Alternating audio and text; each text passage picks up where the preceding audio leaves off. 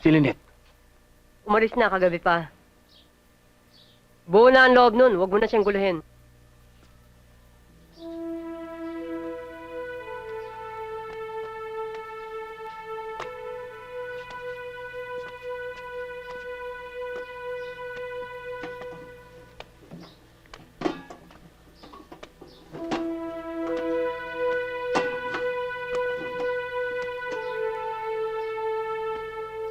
Pagdating mo sa Maynila, anak, mag-iingat ka.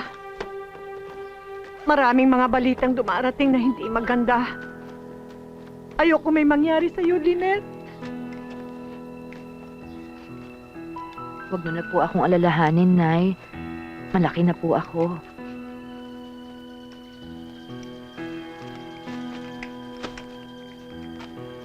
Lynette, huwag mong kalimutan, anak, magdasal.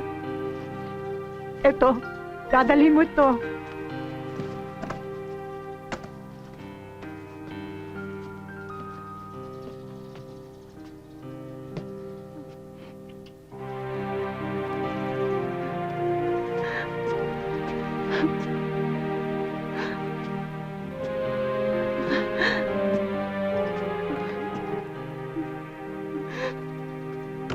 Si ate ho, Nauna na sa tindahan. Nang, pakisabi naman ho kay ate, huwag na ho siyang magalit. Naku, di nagagalit sa'yo yun. Nagtatampo lang. Siyempre, ayaw din niyang umalis ka, di ba?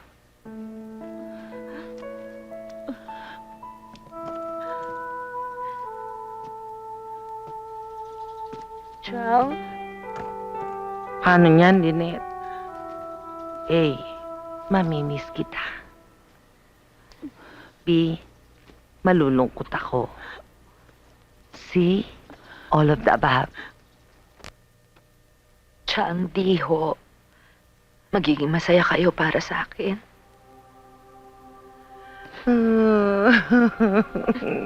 Miss kita. Ingat ka.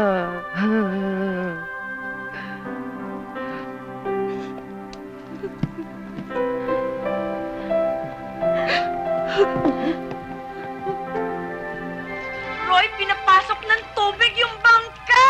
Don't panic! Roy, lumunong mo yung Huwag ka pupunta dito! Huwag ka pupunta dito! Huwag! Huwag! Ayan, tuloy lumabog na tayo! I was thinking! Huwag ka pumunta dito! Lumulubog na tayo! Give me the bag! The bag! The bag! Yeah! Wait!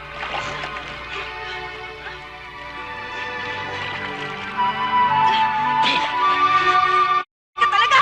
Nahaluan na tuloy ng salt water lahat ng mga expensive santan oils! Ikaw talaga yung santan lotion pa iniintindi mo. Swim na lang tayo. Halika na. Let's swim for the land. Nangiya ka?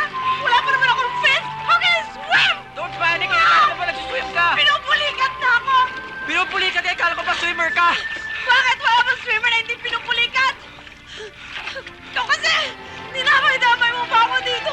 Ang layo ng pampano! Okay, okay, okay, okay. Fold ko na. Just swim for the land na lang, okay? I can't look because of this bag! Ah!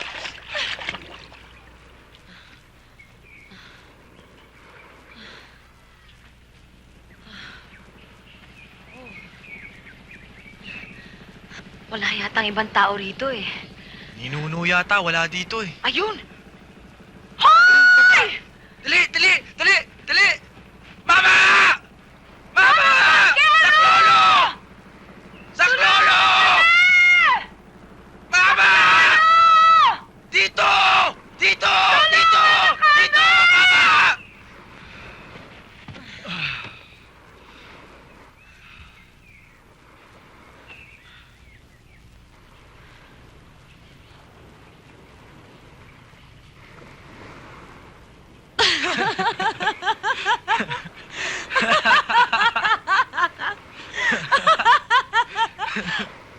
Stranded in an island with you? With you? Of With all you? people!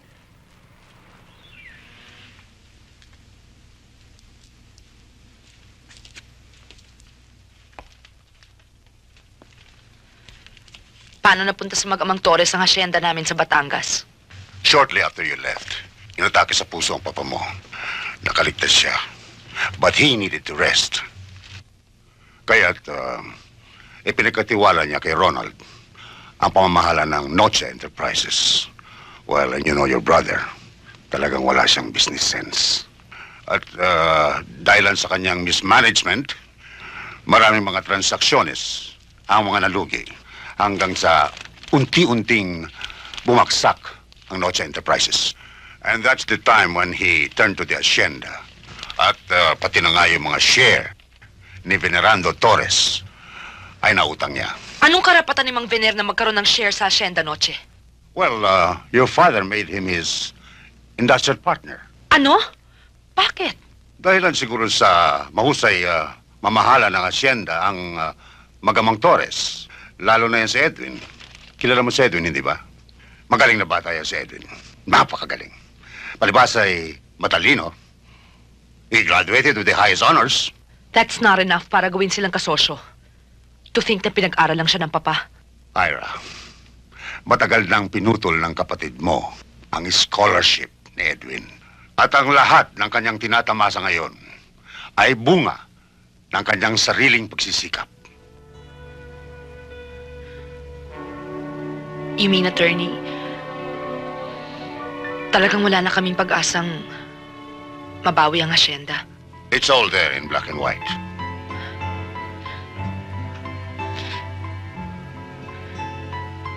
Pumabagsak na pala ang mundo ni Papay.